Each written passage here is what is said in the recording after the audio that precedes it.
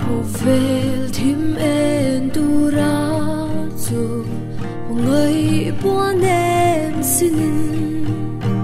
Bethlehem tlang khora sun riang mari zoi in ngai tlom le xiong hoa min kan tan lo biang ta Tôi môi lel Christa zu kan tan lâu biang mana mi ten lom lo ma se cây nin lo mang u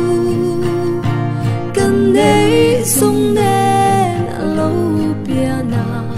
Bethlehem i panang rinna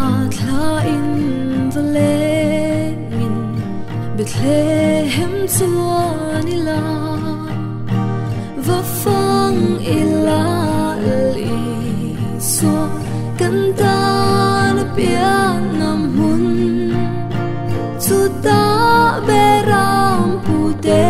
nen so phak la kan rem ve na it's all moyang lal Christa zu kan tan lo piang mana mi ten lom lo ma se cây nin lo mang u kan nei sung den lo piana Bethlehem mi panang phak na zai ri chuana Bethlehem tlang khor olal isu tu na ya ka thin lung phân về la sa tin ka phak na la về chua rim tui chua về na it's all moyang lal Christa zu kan tan lo piang mana mi ten lom lo ma se cây nin lo mang u kan nei sung den lo piana Bethlehem mi panang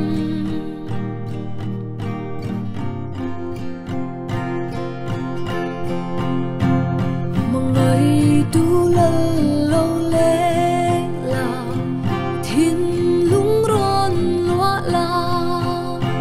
cây ma nang lâu chê la kamit min ti vào la tin Bethlehem nào lâu biang su ka lâu mu phía thế yang Tôi moyang lal Christa zu kan tan lâu biang mana mi ten lom lo ma se cây nin lo mang u kan nei sung den lo piana Bethlehem mi panang kan nei sung Bethlehem